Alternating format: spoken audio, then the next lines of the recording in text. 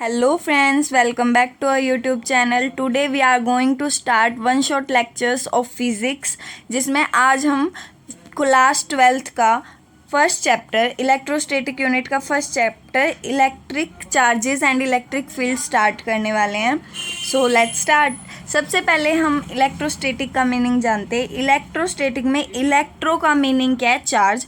और स्टैटिक्स का मीनिंग होता है स्टडी एट रेस्ट. ठीक है, तो कंप्लीट मीनिंग क्या हो जाएगा? Study of charge at rest. Okay, in fact study of electric charge at rest ज़्यादा प्रॉपर है.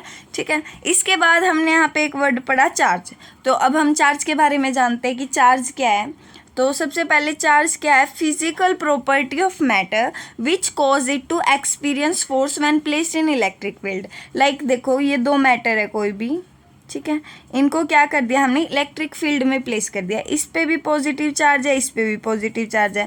तो ये क्या करेंगे? एक दूसरे को रिपेल करेंगे. ठीक है, किसकी वजह से? चार्ज की वजह से. अब चार्ज क्या है? एक फिजिकल प्रॉपर्टी है मैटर की, ये जो मैटर है इनकी, जिसकी वजह से ये क्या कर रहे हैं? फोर्स एक्सपीरियंस कर रहे हैं जब हमने क्या कर दिया? इन्हें इलेक्ट्रिक फील्ड में प्लेस कर दिया. ओके, इसके बाद इसकी एक और डेफिनेशन होती है कि चार्ज अराइज होता है जब कोई भी एटम क्या करे? इलेक्ट्रॉन लॉस करे या फिर गेन करे. लाइक मैं एग्जांपल लेती हूँ लिथियम का. अब लिथियम क्या करता है? मान लो इस पे +1 का चार्ज है. ठीक है, इसने क्या कर दिया? एक इलेक्ट्रॉन लॉस कर दिया, तो इसके ऊपर क्या आ गया? +1 चार्ज आ गया. तो ये कब अराइज होता है? जब कोई भी एटम क्या करे? या तो इलेक्ट्रॉन का लॉस करे या इलेक्ट्रॉन का गेन करे. Is it clear to you all? इसके बाद हम पढ़ने वाले हैं चार्ज की एसआई यूनिट. चार्ज की एसआई यूनिट क्या होती है? कूलम्ब होती है. चार्ज ऑन 1 इलेक्ट्रॉन, बेसिक सी चीज़ें हैं बट एक बार रिवाइज कर लेते हैं. ठीक है, because it is a revision lecture. तो चार्ज ऑन 1 इलेक्ट्रॉन कितना होता है? -1.6 into 10⁻⁻19 coulomb. Charge on 1 proton होता है 1.6 इंटू 10⁻⁻19 कूलम्ब. इसके बाद टाइप्स ऑफ चार्जेस कितने होते हैं? 2 होते हैं. कौन से? पॉजिटिव चार्ज और नेगेटिव चार्ज. पॉजिटिव चार्ज किसी भी एटम पे कब आता है? जब वो क्या करे? लॉस ऑफ इलेक्ट्रॉन करे. ठीक है, और नेगेटिव चार्ज कब आता है? जब वो गेन की कोई ना कोई इलेक्ट्रॉन गेन कर ले तो उस पर क्या आता है? नेगेटिव चार्ज आता है. अब हम करने वाले हैं प्रॉपर्टीज ऑफ चार्ज, जिसमें जो फर्स्ट प्रॉपर्टी है वो क्या कहती है? Charge is quantized. ठीक है, चार्ज क्या है? क्वांटाइज्ड है. इट मीन्स, इसका मतलब हम यहाँ से समझते हैं जैसे कि क्यू किसके इक्वल है? +-NE के इक्वल है. तो जो ये n है ना, ये क्या है? इंटीग्रल मल्टीपल ऑफ इलेक्ट्रॉन है. मतलब कि जो n की वैल्यू है वो क्या हो सकती है? +- का 1, +- का 2, +- का 3 एंड सो ऑन. बट जो n की वैल्यू है वो क्या नहीं हो सकती? 1.3, 2.3, 2.4, 3.6 ये नहीं हो सकती. अगर इलेक्ट्रॉन का ट्रांसफ़र करना है तो वो एक इलेक्ट्रॉन का हो सकता है, 2 का हो सकता है, 2.3 इलेक्ट्रॉन नाम की कोई चीज़ नहीं होती. ठीक है, तो I hope you all understand what I want to say. इसके बाद नेक्स्ट जो प्रॉपर्टी है वो क्या है? चार्ज कैन बी पॉजिटिव और नेगेटिव और कैन बी जीरो. जो चार्ज है वो क्या हो सकता है? किसी भी बॉडी पे, किसी भी एटम पे, किसी भी चीज़ पे जो चार्ज हो सकता है वो पॉजिटिव हो सकता है, नेगेटिव हो सकता है और ज़ीरो हो सकता है. इसके बाद थर्ड प्रॉपर्टी क्या है? Charge doesn't depend on motion. इसको क्या कहते हैं? Charge is invariant. और ये इनवेरिएंट थोड़ा सा, मतलब कई बच्चों ने ये वर्ड नहीं सुना होगा.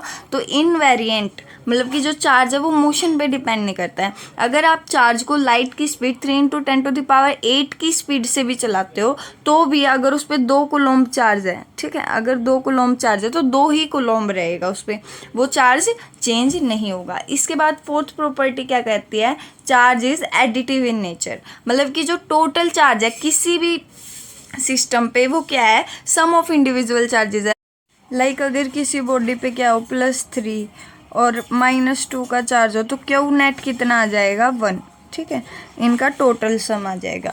तो इससे हम क्या कह सकते हैं? भाई ये क्या है? एडिटिव है नेचर में. ठीक है, उसके बाद जो नेक्स्ट प्रॉपर्टी है वो क्या है? Charge is scalar quantity. मतलब कि चार्ज का क्या है? सिर्फ मैग्नीट्यूड है, डायरेक्शन नहीं. इसके बाद क्या कह रहा है? Identical charges repel each other and non identical charges attract each other. ठीक है, कि जो सेम चार्ज है लाइक पॉजिटिव क्या कर रहे हैं? एक दूसरे को रिपेल कर रहे हैं. और नॉन आइडेंटिकल इट मीन्स +- अलग अलग हैं तो ये क्या कर रहे हैं? अट्रैक्ट करते हैं एक दूसरे को. नेक्स्ट जो प्रॉपर्टी है वो क्या है?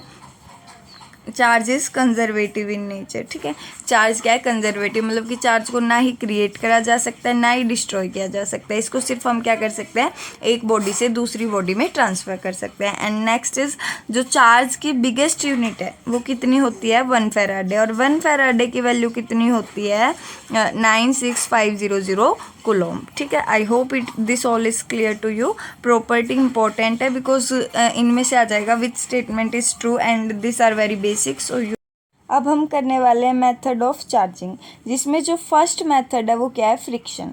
ठीक है, फ्रिक्शन कब लगता है, जब कोई भी दो बॉडीज़ क्या आती है, कॉन्टेक्ट में आती है। ठीक है, तो when two bodies are rubbed over each other some electron from one body is transfer to another body. Like देखो, इस बॉडी में ये जो दो बॉडी हैं इनमें क्या हो रहा है, ये दोनों हमने क्या किया, एक दूसरे के ऊपर रब की, तो ये जो इलेक्ट्रॉन है जब ये यहाँ पे आएगा, यहाँ पे क्या हो रहा है, इस पॉइंट पे ये जो दोनों बॉडी हैं इनकी वैलेंस शेल मिल रही है, तो यहाँ से ये इलेक्ट्रॉन उस बॉडी में, उस बॉडी की वैलेंस शेल में जाएगा जिसका जो न्यूक्लियस है मोर पॉजिटिवली चार्ज होगा। ठीक है, क्योंकि वो क्या कर लेगा, अट्रैक्ट कर लेगा जो इलेक्ट्रॉन है इसको, तो इससे क्या होगा, इलेक्ट्रॉन का ट्रांसफ़र हो जाएगा और चार्ज, मतलब कि जिस बॉडी में इलेक्ट्रॉन जाएगा उस पर नेगेटिव चार्ज आ जाएगा और जिस बॉडी से ये जाएगा उस पर क्या आ जाएगा, पॉजिटिव चार्ज आ जाएगा। तो ऐसे हम क्या कर सकते हैं, चार्ज इंड्यूस करवा सकते हैं। Okay, I hope it is clear. Next जो मेथड है हमारा वो क्या है, इंडक्शन। ओके, इंडक्शन क्या है, फिनोमिना टेम्परेरी इलेक्ट्रिफिकेशन। ठीक है, टेम्परेरी इलेक्ट्रिफिकेशन ऑफ कंडक्टर। अब यहाँ पे टेम्परेरी क्यों कहा, क्योंकि देखो अभी पहले हम इसका मेथड पढ़ते हैं कि कैसे है। ये हमने एक ले ली चार्ज बॉडी जो क्या पॉजिटिवली चार्ज, ठीक है, और यहीं पे हमने क्या ले ली, एक बॉडी जो क्या है अनचार्ज। ठीक है, अनचार्ज से आप क्या समझते हो, अनचार्ज का मतलब क्या होता है, ये नहीं होता भाई उसमें चार्ज ही नहीं है पॉजिटिव नेगेटिव, इसका मतलब है जो नंबर ऑफ पॉजिटिव चार्ज है वो किसके इक्वल है, नंबर ऑफ नेगेटिव चार्ज के इक्वल है। ठीक है, इसमें number of positive charge number of negative charge के इक्वल है। बट जब हम इसे किसी पॉजिटिवली चार्ज बॉडी के कांटेक्ट में लाएंगे तो क्या होगा, इसका नेगेटिव चार्ज पॉजिटिव चार्ज की तरफ आ जाएगा। देखो जैसे यहाँ पे आया हुआ है, ठीक है, और नेगेटिव चार्ज कहाँ चला गया, यहाँ, मतलब नेगेटिव यहाँ आ गया और पॉजिटिव यहाँ पे रह गया। ठीक है, तो ये चार्ज इंड्यूस हो गया। बट अगर अब हमने क्या किया, पॉजिटिव चार्ज को हटा दिया, इस पॉजिटिव चार्ज को हमने क्या कर दिया, हटा दिया, तो ये दोबारा से क्या हो जाएगा, अनचार्ज दोबारा से हो जाएगा। ठीक है, तो इसलिए हम क्या कह रहे हैं भाई, टेम्परेरी चार्ज इंड्यूस हुआ है यहाँ पे, क्योंकि इस टाइम पे तो चार्ज इंड्यूस हो गया, बट अगर हमने ये क्या कर दिया, पॉजिटिवली चार्ज बॉडी को हटा दिया, तो ये दोबारा से अनचार्ज हो जाएगा।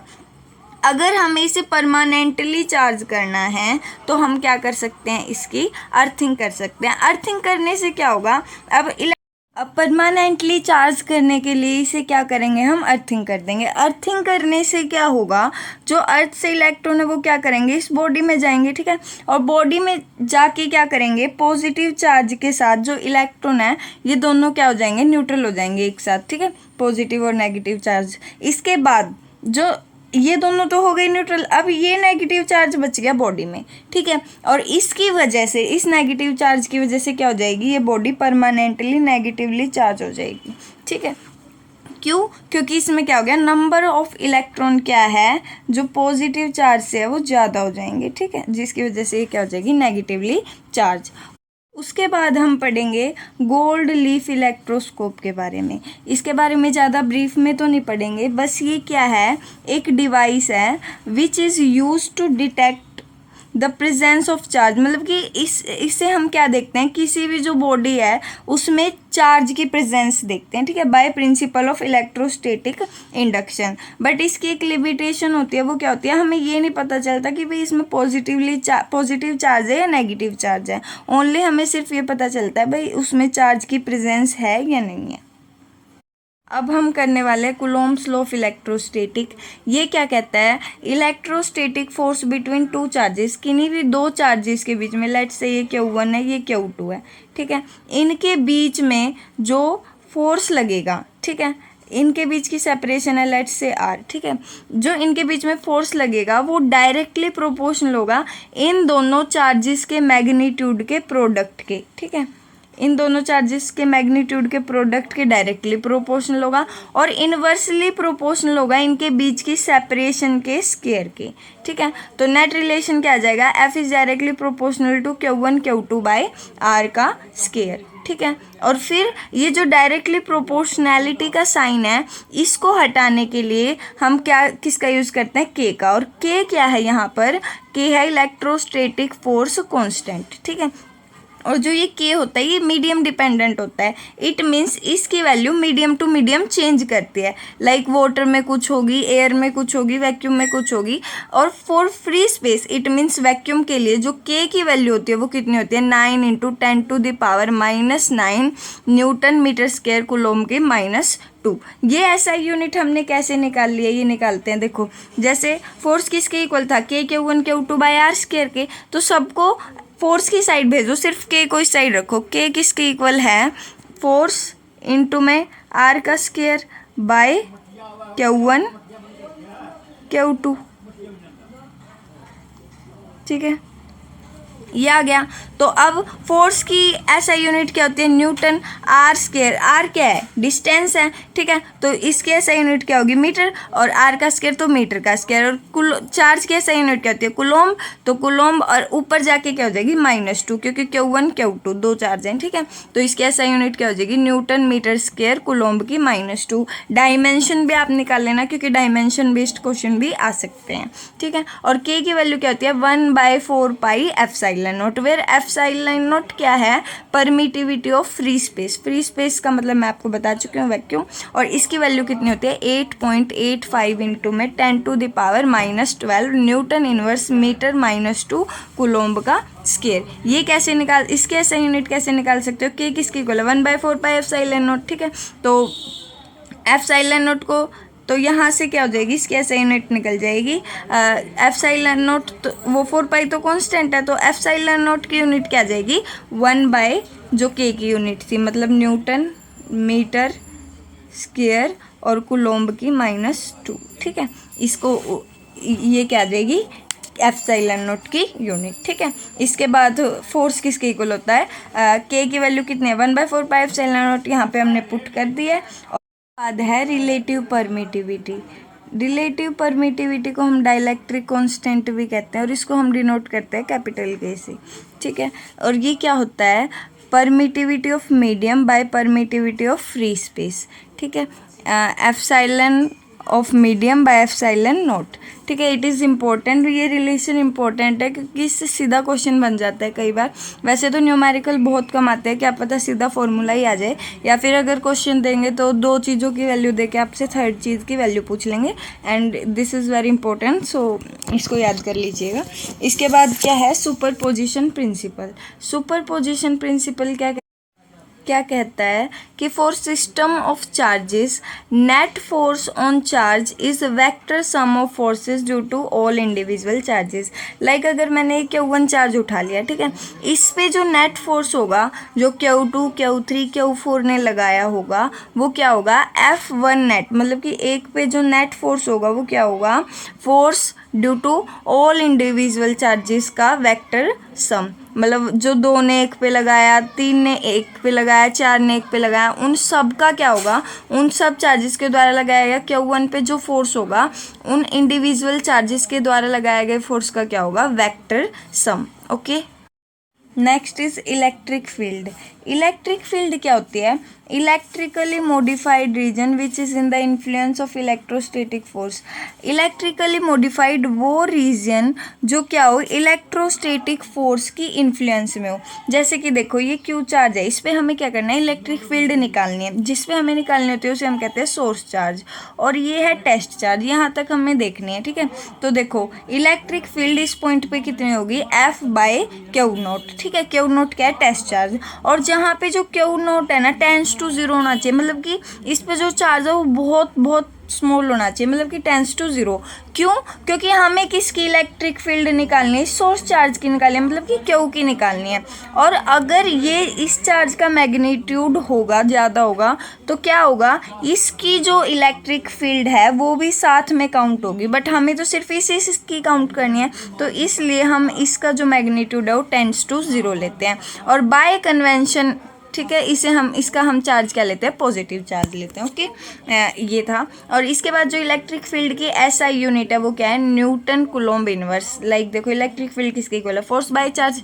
फोर्स की एसआई यूनिट कहते हैं न्यूटन, और क्यों क्या है, चार्ज की एसआई यूनिट कूलम्ब, तो न्यूटन कूलम्ब इनवर्स। डायमेंशन आप खुद निकाल लेना। और ये क्या है, एक वेक्टर क्वांटिटी। चार्ज क्या थी, स्केलर क्वांटिटी। फोर्स क्या है, वेक्टर। और ऐसे इलेक्ट्रिक फील्ड क्या है, वेक्टर क्वांटिटी है। ठीक है, और उसके बाद इसकी डायरेक्शन क्या होती है, इलेक्ट्रिक फील्ड की डायरेक्शन जरूर याद रखना, हमेशा पॉजिटिव चार्ज से क्या होती है, इलेक्ट्रिक फील्ड निकलती है और नेगेटिव चार्ज के अंदर जाती है। ठीक है, enter in negative charge. Okay, I hope this is clear.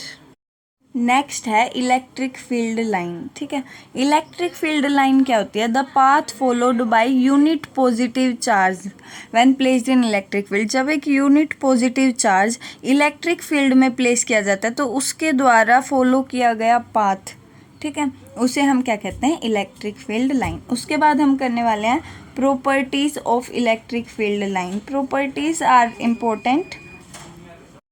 First property है tangent to electric field line at any point gives its direction at that point.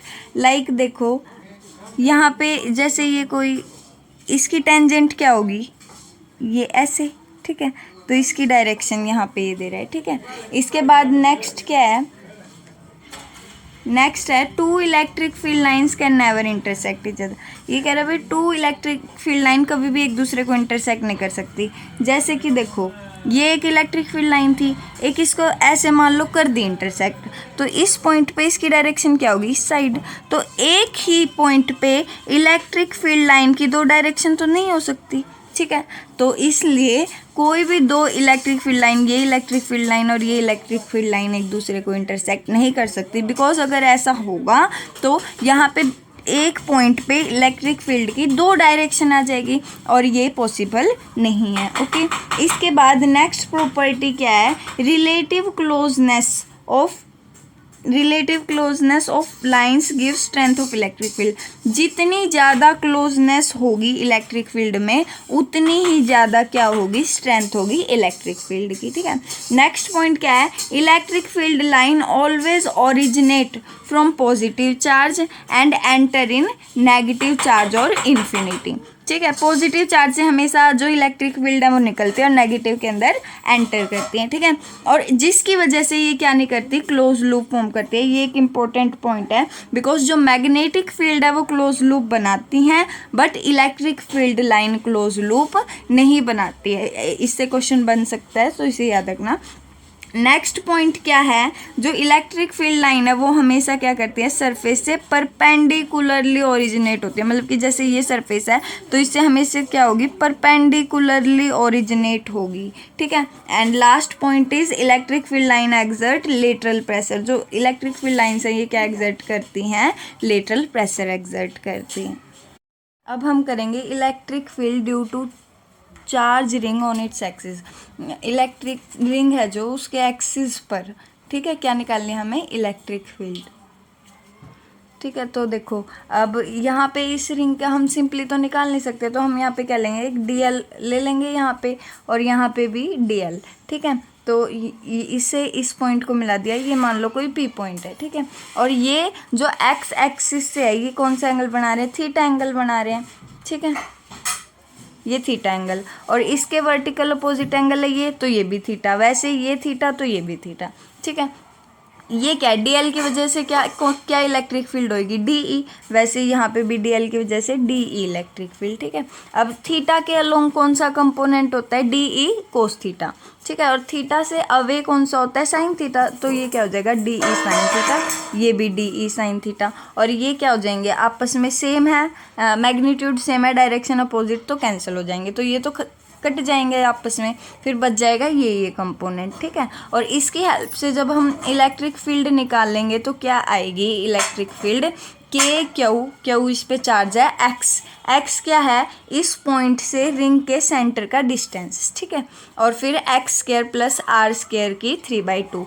X square plus R square क्या है, ये ठीक है। जैसे कि ये triangle है, ये राइट एंगल ट्रायंगल, तो राइट एंगल ट्रायंगल में क्या होता है, ये हाइपोटेनियस है। हाइपोटेनियस किसके इक्वल होता है, परपेंडिकुलर का स्क्वायर, परपेंडिकुलर क्या आर स्क्वायर प्लस बेस का स्क्वायर, बेस क्या एक्स का, एक्स है तो एक्स का स्क्वायर, ठीक है। I hope this is clear.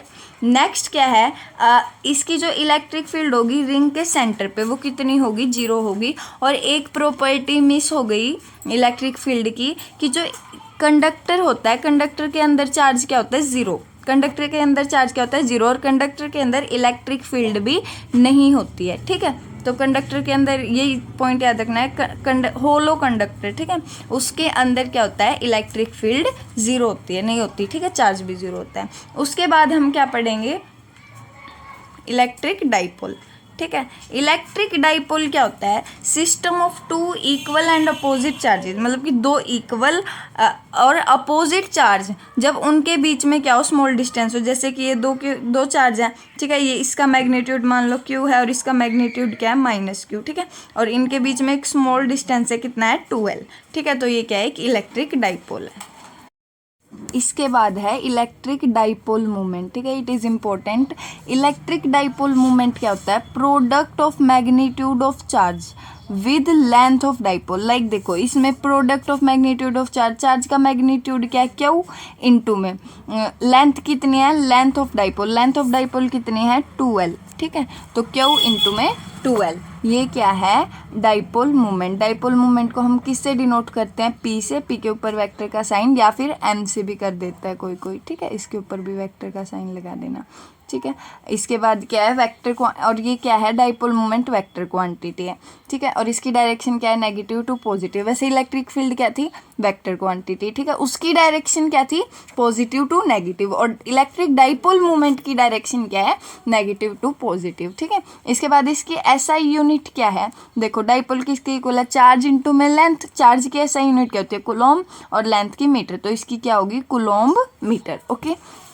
इसके बाद हम, ये इम्पोर्टेंट है बहुत ज़्यादा, electric field at axial position of dipole और electric field at equatorial position of dipole, ठीक है। इसमें क्या है, देखो ये क्यू चार्ज है, डाइपोल क्या होगा, एक पॉजिटिव चार्ज एक नेगेटिव चार्ज, ठीक है, ये Q पॉजिटिव चार्ज, ये -Q नेगेटिव चार्ज, ठीक है। इनके बीच का डिस्टेंस कितना है, 2L, ठीक है। और फिर हमें जहाँ पे निकालनी है इलेक्ट्रिक फील्ड, एक्सियल पोजीशन पे, इसके एक्सिस पे एक पॉइंट P है, ठीक है, उस पर क्या निकालनी है, हमें इलेक्ट्रिक फील्ड निकालनी है। और उससे इस डाइपोल के सेंटर तक का जो डिस्टेंस है वो हमने क्या लिया, R, ठीक है, वो क्या है, R, ठीक है। इसके बाद तो एक्सियल पोजीशन पे जो इलेक्ट्रिक फील्ड होती है वो कितनी होती है, 2kp/r³,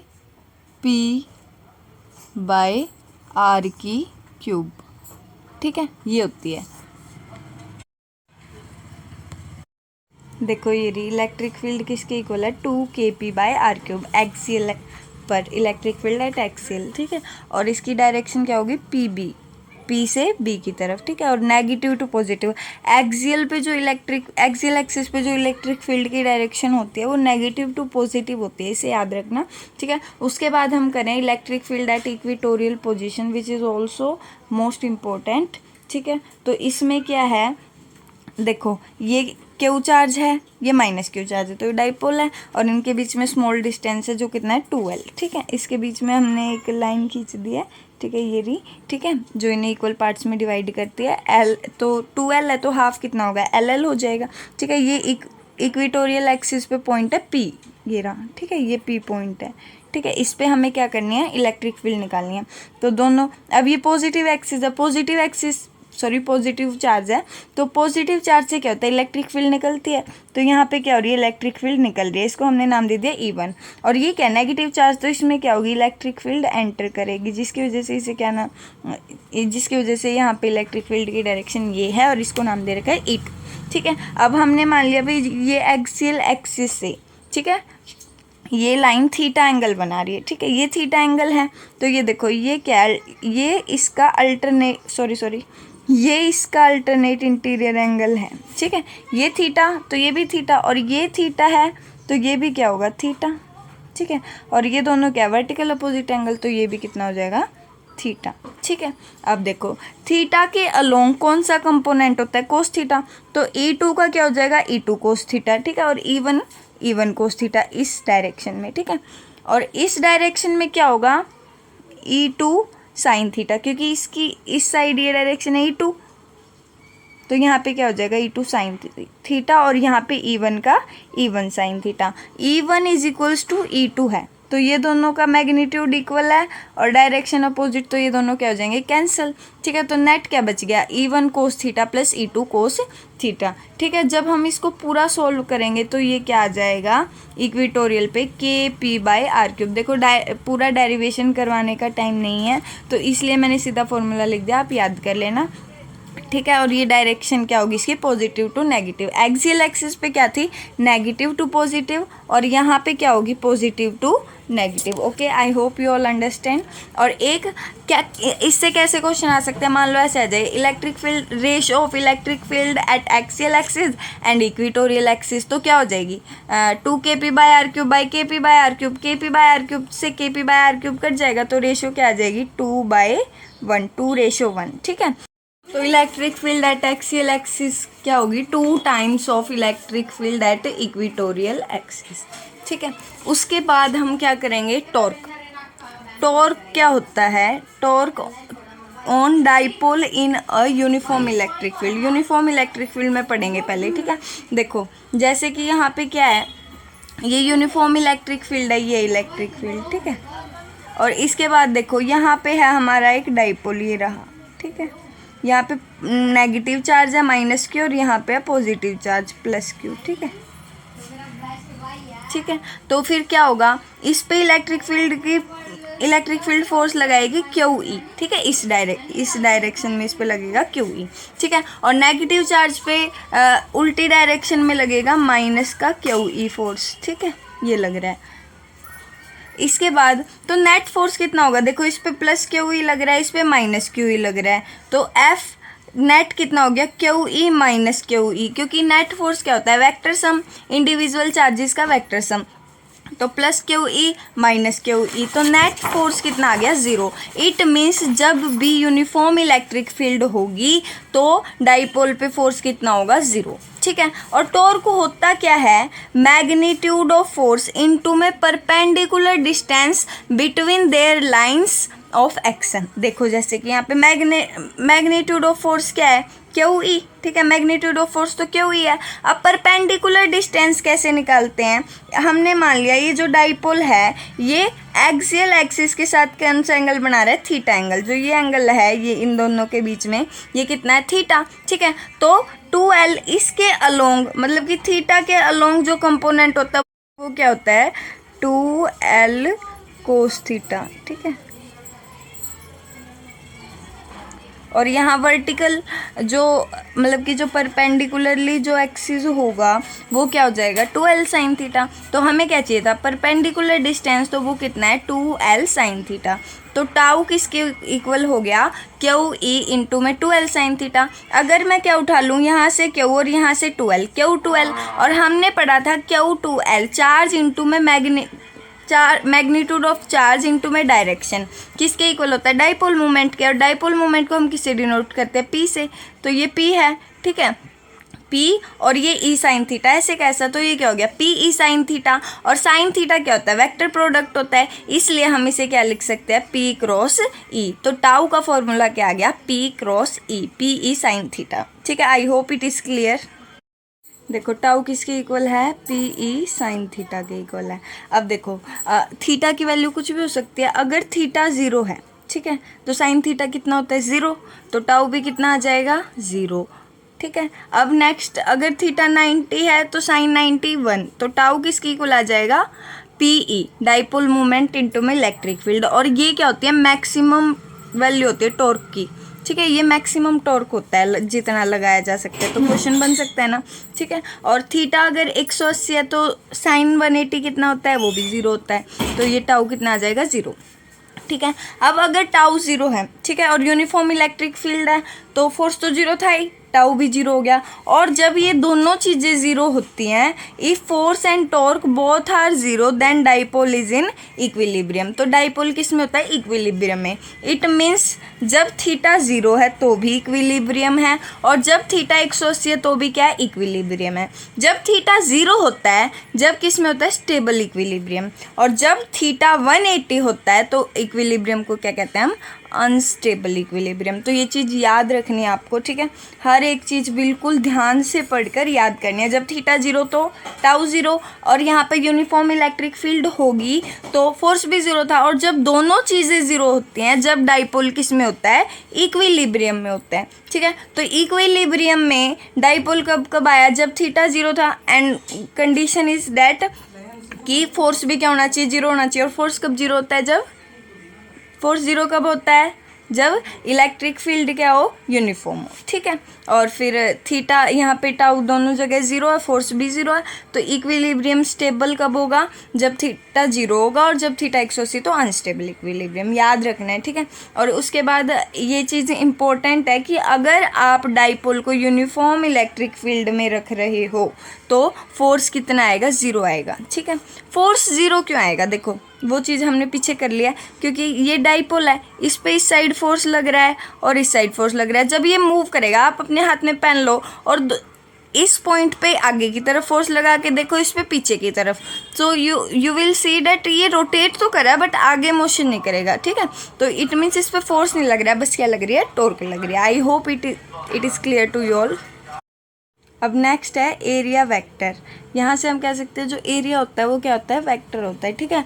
फॉर क्लोज्ड बॉडी, जैसे कि क्यूब है, ये क्या क्लोज्ड बॉडी है ना, ठीक है। कोई भी क्लोज्ड बॉडी, उसमें क्या होता है? Area vector is always perpendicularly outward.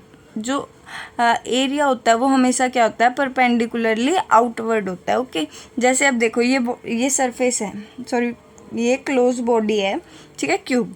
अब देखो इसका ऊपर वाला सरफेस है ना ये, ठीक है। अब इसका एरिया वेक्टर क्या है? इसके परपेंडिकुलर क्या है? ऊपर। इसका परपेंडिकुलर क्या होगा? ऊपर की तरफ। तो इसका एरिया वेक्टर क्या है? ऊपर की तरफ। और नीचे वाले का एरिया वेक्टर क्या है? नीचे की तरफ, ठीक है। नेक्स्ट ये देखो, ये कैसी शेप है? स्फेरिकल शेप है, ठीक है। ये देखो ये रही, ठीक है। तो इसका एरिया वेक्टर क्या होगा?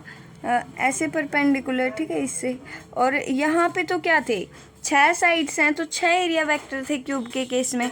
बट यहाँ पे क्या है? यहाँ पे तो कितने भी हो सकते हैं, देखो। तो यहाँ पे क्या है? इनफाइनाइट एरिया वेक्टर है, ठीक है। इसके बाद एरिया वेक्टर का यूज़ कहाँ होगा? आगे होगा, इसलिए हमने इसे पढ़ा। अब इसके बाद क्या है? इलेक्ट्रिक फ्लक्स, ठीक है। इलेक्ट्रिक फ्लक्स पढ़ेंगे। अब इलेक्ट्रिक फ्लक्स क्या है? इलेक्ट्रिक फ्लक्स क्या होता है? Number of electric field line passing through an area perpendicularly. देखो यहाँ पे एरिया की बात होगी ना, तो इलेक्ट्रिक फ्लक्स क्या है? Number of electric field lines.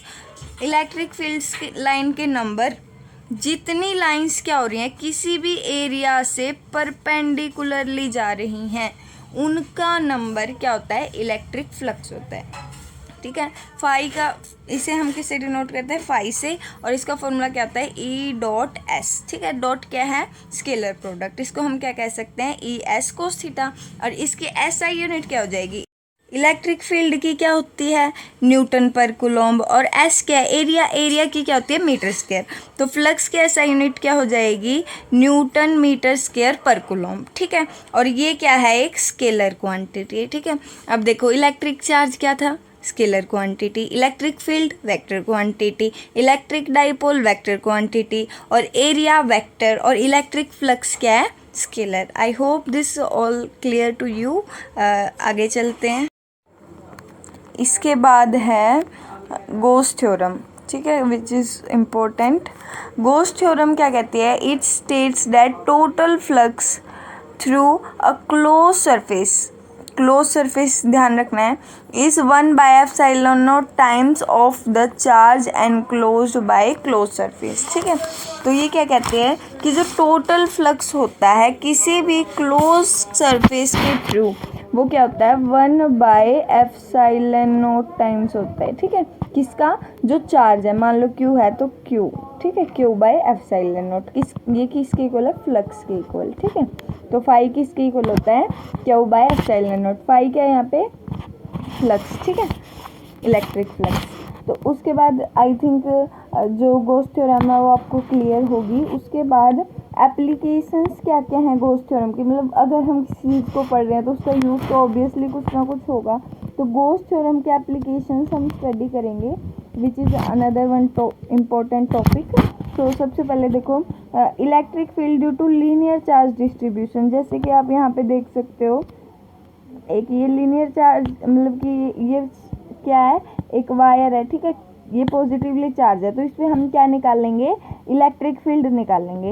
इसके लिए देखो ये सिलेंड्रिकल सरफेस ले रखा है हमने, ये क्या है, गॉसियन सरफेस। गॉसियन सरफेस क्या होता है, गॉसियन सरफेस ये क्या होता है, ऐसा इमेजिनरी सरफेस जिसके हर एक पॉइंट पे क्या हो, electric field, number of electric field line same हो, ठीक है। और उसके बाद देखो फाई किसके इक्वल होता है, क्यू बाय एप्सिलॉन नॉट, ये तो हमने अभी पढ़ा था, ये रहा, ठीक है। फाई किसके इक्वल होता है, क्यू बाय एप्सिलॉन नॉट, इसको मान लिया फर्स्ट इक्वेशन। एंड सेकंड क्या है, हमने पढ़ा था जो फाई होता है वो किसके इक्वल होता है, ई डी एस के इक्वल होता है, ठीक है, इलेक्ट्रिक फील्ड इनटू में एरिया, ठीक है। और डॉट प्रोडक्ट के इक्वल होता है, तो अब डॉट प्रोडक्ट के लिए हम क्या यूज़ करते हैं, कोस थीटा। और यहाँ पे अगर हम देखें थीटा किस किस के बीच में, इलेक्ट्रिक फील्ड और एरिया के बीच में, तो एरिया की डायरेक्शन देखो, एरिया कैसे होगी, सरफेस के परपेंडिकुलरली, इट मीन्स एरिया की डायरेक्शन क्या है, ये, ठीक है, एरिया की डायरेक्शन क्या ये है। और इलेक्ट्रिक फील्ड की डायरेक्शन क्या है, यही है, देखो पॉजिटिव टू पॉजिटिव से निकलती है ना इलेक्ट्रिक फील्ड, और ये पॉजिटिवली चार्ज वायर है तो इसमें से निकल रही है, ठीक है। तो दोनों की डायरेक्शन सेम है, तो थीटा कितना हुआ, 0, यहाँ पे थीटा की वैल्यू कितनी है, 0 डिग्री, ठीक है। तो यहाँ पे कोस जीरो की वैल्यू कितनी होती है, 1, तो ई डी एस इंटू में 1। अब यहाँ पे डी एस एरिया क्या है सिलेंडर का एरिया क्या होता है, 2πr_l, ठीक है। तो ये हमने क्या मान ली, सेकंड इक्वेशन। फाई किसकी इक्वल है, ई इंटू सेकेंड। दोनों इक्वेशन से हम क्या कह सकते हैं कि जो phi by Q by epsilon naught है वो किसके इक्वल है, ई बाई 2πr_l। और फिर हमें किसकी वैल्यू निकालनी है, इलेक्ट्रिक फील्ड की, इसलिए हमने इसे इस साइड भेज दिया, तो ये क्या आ गया, phi q by 2πr_l epsilon naught is equals to E.